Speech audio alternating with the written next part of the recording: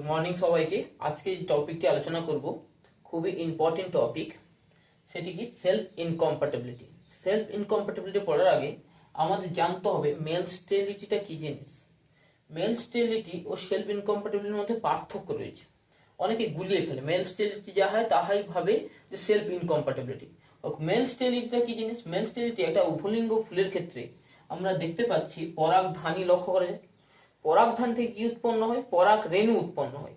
সেই পরাগ রেণু যদি সক্রিয় অবস্থায় থাকে এবং সেটি যদি গর্ভমুণ্ডে পড়ে তবেই কি হয়? পরাগযোগ ঘটে। কিন্তু উভলিঙ্গ ফুলের ক্ষেত্রে পরাগধান থেকে পরাগ রেণুটি যদি নিষ্ক্রিয় অবস্থায় থাকে, সেটি যদি ওই ফুলের গর্ভমুণ্ডে পড়ে তাহলেও কি হয়? পরাগযোগ ঘটে না। আবার অন্য ফুলের মধ্যে গর্ভমুণ্ডে পড়লেও কি হচ্ছে? পরাগযোগ ঘটে না। অর্থাৎ স্বপরাগযোগ এবং ইতর পরাগযোগ উভয়ই যখন ব্যাহত হচ্ছে সেটাকে বলা হচ্ছে কি মেল স্টেরিলিটি।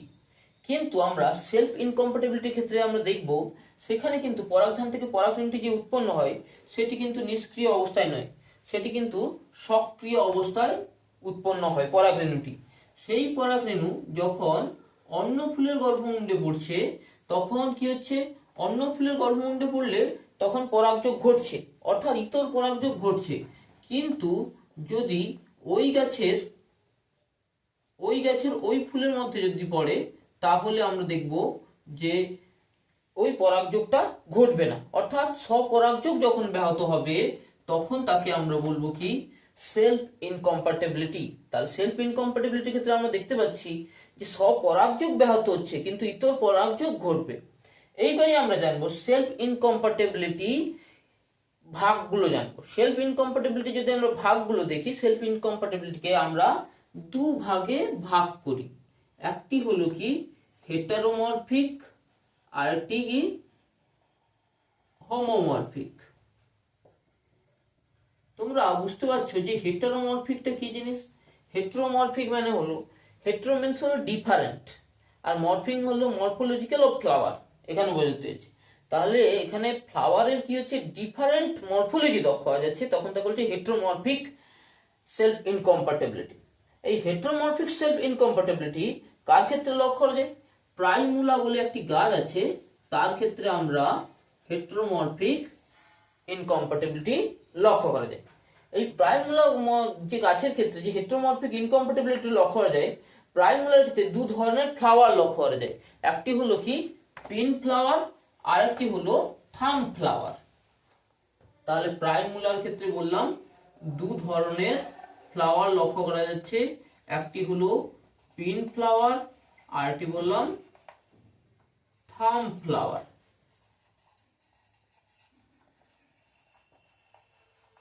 এই পিন ফ্লাওয়ারের ক্ষেত্রে স্টাইলটা কি হয়? বড় হয়। আর যেটি প্রথম যে ছবিটা এঁকেছি, আর থাম ফ্লাওয়ারের ক্ষেত্রে স্টাইলটা কি হয়? ছোট হয়। এইবার দু ধরনের যেহেতু আমরা স্টাইল দেখতে পাচ্ছি, সেই জন্য এর নাম দিব আমরা ডাই স্টাইলি। তাহলে হেটারোমরফিক ইনকম্প্যাটিবিলিটির একটি ভাগ আবার কি বলতে পারি আমরা? ডাই স্টাইলি। আর একটি লক্ষ্য হবে ট্রাই স্টাইলি। যেটা ড্রাই স্টাইলি বললাম, সেই ড্রাই স্টাইলির ক্ষেত্রে আমরা দেখতে পাচ্ছি পিন ফ্লাওয়ারের সাথে থাম ফ্লাওয়ার।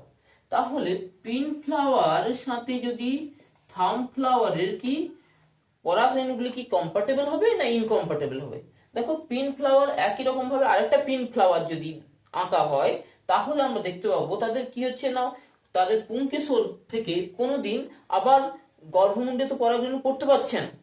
তাহলে কি হচ্ছে? পিন ফ্লাওয়ারের সাথে যখন পিন ফ্লাওয়ার করা আছে তখন পোলেনটা হচ্ছে কি ইনকম্প্যাটেবল। একই রকম ভাবে থাম ফ্লাওয়ারের সাথে যদি থাম ফ্লাওয়ারের যদি কি করা হয় না, তখন কি হচ্ছে? পোলেনটা গর্ভমুণ্ডে পড়তে পারবে না, তখন সেটাও কি ইনকম্প্যাটেবল হবে।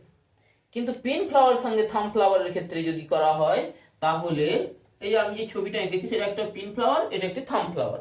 তাহলে এই সহজেই কি হচ্ছে না, এখান থেকে পরাগরেণু এখানে গর্ভমুণ্ডে পড়তে পারে থাম ফ্লাওয়ারের, বা থাম ফ্লাওয়ারের পরাগরেণু পিন ফ্লাওয়ার গর্ভমুণ্ডে পড়তে পারে। তাহলে পিন আর থাম যদি করা হয় তখন হচ্ছে কি না কম্প্যাটেবল পোলেন আমরা পাবো। একই রকম ভাবে উল্টোটা থাম আর পিন করলেও আমরা কম্প্যাটেবল পোলেন পাবো। এগুলো আমরা জানলাম ডাইস্টাইলি সম্পর্কে। এরপর আমরা বলবো ট্রাইস্টাইল। 3 ধরনের যখন স্টাইল লক্ষ্য করা যাবে সেটি কার ক্ষেত্রে লক্ষ্য করা যায়? ল্যাথাইরাসের ক্ষেত্রে লক্ষ্য করা যায়, সেটি হলো ট্রাইস্টাইলি। এটি হলো তোমার হেটেরোমরফিক ইনকম্প্যাটিবিলিটির মধ্যে পড়ে ডাইস্টাইলি এবং ট্রাইস্টাইলি। এইবারে আমরা বলবো হোমোমরফিক ইনকম্প্যাটিবিলিটি। আমরা বুঝতে পারছি যে হেটেরোমরফিক ইনকম্প্যাটিবিলিটির মধ্যে তো যেহেতু মরফোলজি ডিফারেন্স থাকছে সেই জন্য সেলফ ইনকম্প্যাটিবিলিটি লক্ষ্য করা যাচ্ছে, কিন্তু হোমোমরফিক ইনকম্প্যাটিবিলিটি ক্ষেত্রে আমরা কেমন দেখব? তাদের ক্ষেত্রে তো তোমার আমরা পুংকেশর এবং গর্ভকোষর উভয় কি হচ্ছে সেম ইন লেন্থ, তাহলে তাদের ক্ষেত্রে কেন সেলফ ইনকম্প্যাটিবিলিটি লক্ষ্য করা যাচ্ছে? হোমোমরফিক যেটি ইনকম্প্যাটিবিলিটি বা সেলফ ইনকম্প্যাটিবিলিটি তাকে আমরা 2 ভাগে ভাগ করি। একটি হলো কি জিএসআই, আরটা হলো এসএসআই।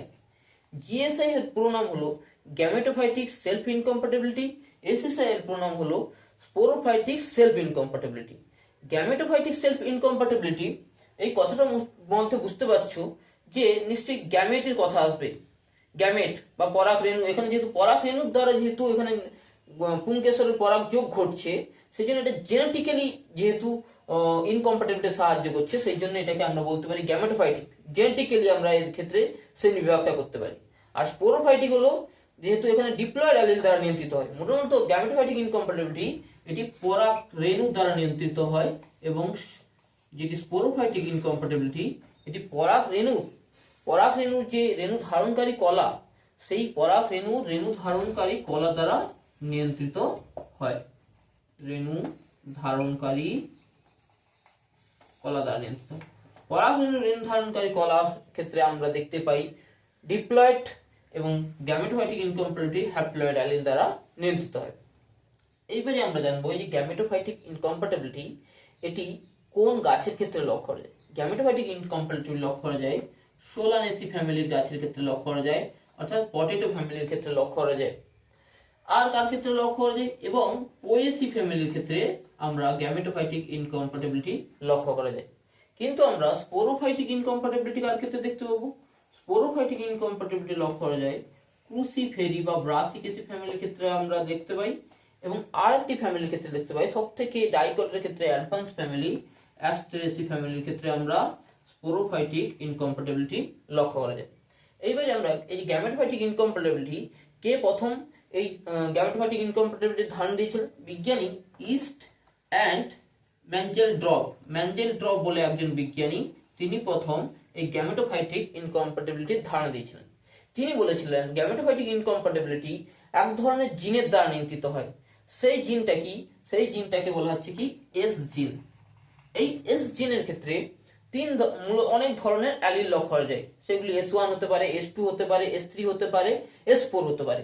এবং সেই জন্য সেলফ ইনকম্প্যাটিবিলিটি একটি বেস্ট উদাহরণ হলো মাল্টিপল অ্যালিলের উদাহরণ। যেহেতু এখানে অনেক ধরনের অ্যালিল লক্ষ্য করা যাচ্ছে, তাই সেলফ ইনকম্প্যাটিবিলিটি হলো প্ল্যান্টের ক্ষেত্রে মাল্টিপল অ্যালিলের এক ধরনের উদাহরণ। এই যে S1, S2, S3, S4 বিভিন্ন ধরনের অ্যালিল দ্বারা নিয়ন্ত্রিত হয়। এইবারে আমরা জানবো যে পরাগরেণু গর্ভমুণ্ডে ধরো পড়ছে, তাহলে কি করে ইনকম্প্যাটিবল হচ্ছে। আমরা যদি দেখি একটি গর্ভমুণ্ডে পরাগরেণু পড়েছে, পরাগরেণুর যে ক্ষেত্রে অ্যালিলটি রয়েছে কি, যদি একই প্রকারের পরাগরেণুর অ্যালিল এবং ডিম্বাশয়ের অ্যালিল যদি একই রকমের হয়ে যায়, তাহলে কি হবে? অঙ্কুরোদ্গম ঘটবে না, পরাগরেণুর অঙ্কুরোদ্গম ঘটবে না। কিন্তু যদি আলাদা প্রকারের অ্যালিল থাকে তাহলে কিন্তু অঙ্কুরোদ্গম ঘটবে। সাপোজ পরাগরেণুর মধ্যে অ্যালিল পড়েছে S1 এবং পরাগরেণুর মধ্যে অ্যালিল রয়েছে কি S2, কিন্তু আমাদের যদি আমরা দেখি ডিম্বাশয়ের মধ্যে অ্যালিল আছে S1 এবং S2, তাহলে পরাগরেণুর কি হবে না? অঙ্কুরোদ্গম ঘটবে না। কিন্তু দেখা যায় যে পরাগরেণুর ক্ষেত্রে যদি অ্যালিল S1, S2, কিন্তু ডিম্বাশয়ের মধ্যে যদি অ্যালিল S2 এবং S3 যদি থাকে, তাহলে কিন্তু আমরা দেখতে পাবো যে যেহেতু অ্যালিলের কিছু ডিফারেন্স রয়েছে, কারণ হলো এখানে S2, S3 রয়েছে, এখানে S1, S2 রয়েছে, তাই S1 এর ক্ষেত্রে কি হবে? অঙ্কুরোদ্গম ঘটবে। কিন্তু S2 অ্যালিলের যেহেতু আমাদের গর্ভাশয় রয়েছে সেই S2 অ্যালিলের সেই জন্য অঙ্কুরোদ্গম ঘটবে না, অর্থাৎ 50% ইনকম্প্যাটিবিলিটি লক্ষ্য করা যাচ্ছে। আবার আরেকটি যদি বলি যে কখন 100% লক্ষ্য যাবে, পরাগরেণু এবং ডিম্বাশয়ের অ্যালিলগুলি যদি পুরোপুরিভাবে ডিফারেন্স থাকে, পরাগরেণুর অ্যালিল রয়েছে S1 এবং S2 এবং ডিম্বাশয়ের অ্যালিল রয়েছে S3 এবং S4, তাহলে আমরা দেখতে পাবো 100% পরাগরেণুর কি হচ্ছে না অঙ্কুরোদ্গম ঘটবে, অর্থাৎ দুটি পরাগরেণুরই অঙ্কুরোদ্গম ঘটছে। এটি হলো 100% কি লক্ষ্য করা যাচ্ছে, এইখানে 100% ইনকম্প্যাটিবিলিটি লক্ষ্য করা যাচ্ছে, কিন্তু এখানে 50% ইনকম্প্যাটিবিলিটি লক্ষ্য করা যাচ্ছে, এখানে 0% ইনকম্প্যাটিবিলিটি লক্ষ্য করা যাচ্ছে। এই গ্যামেটোপ্যাথিক ইনকম্প্যাটিবিলিটির ক্ষেত্রে একটু বৈশিষ্ট্য পড়ে নেব। এখানে যে পরাগরেণুর যে অঙ্কুরোদ্গম ঘটে, পরাগরেণুর অঙ্কুরোদ্গম ঘটলেও পরাগরেণুর যে পরাগ নালিকা সৃষ্টি হয়, পরাগ নালিকাটি দৈর্ঘ্য কি হয় অনেকটা ক্ষুদ্র হয়, বা পরাগ নালিকাটি ডিম্বাশয়ে এসে আগে পর্যন্ত এসে সেই অংশটি কি হয়ে যায় আর সীমাবদ্ধ হয়ে যায়, আর ভিতরের দিকে প্রবেশ করতে পারে না। অর্থাৎ এই যে পরাগরেণুর অঙ্কুরোদ্গম ঘটছে, তাহলে আমরা বুঝতে পারছি গর্ভমুণ্ডটা কি হচ্ছে সিক্ত বা ময়েস্ট কন্ডিশনে থাকছে। এবং কিন্তু আমরা যখন স্পোরোফাইটিক ইনকম্প্যাটিবিলিটি দেখব, তখন কি হচ্ছে পরাগরেণু গর্ভমুণ্ডে পড়া সত্ত্বেও কি হচ্ছে পরাগরেণুর অঙ্কুরোদ্গম ঘটছে না, কারণ ওটা কি ড্রাই কন্ডিশন থাকে, গর্ভমুণ্ডটা বা স্টিগমাটা ড্রাই কন্ডিশন থাকে, সেজন্য পরাগরেণুর অঙ্কুরোদ্গম ঘটছে না। এবং অথবা আরেকটা হতে পারে কি হয় না, এই পরাগরেণু গর্ভমুণ্ডে পড়া সত্ত্বেও পরাগরেণু গর্ভমুণ্ডে এক ধরনের আস্তরণ লক্ষ্য করা যায়, যার দরুন পরাগরেণুর অঙ্কুরোদ্গম ঘটে না। এটি হলো স্পোরোফাইটিক ইনকম্প্যাটিবিলিটি। আজকে আমরা স্পোরোফাইটিক ইনকম্প্যাটিবিলিটি এবং গ্যামেটোফাইটিক ইনকম্প্যাটিবিলিটি সম্পর্কে জানলাম। এরপরে আমরা অন্য একটি টপিক নিয়ে আলোচনা করব। ধন্যবাদ সবাইকে।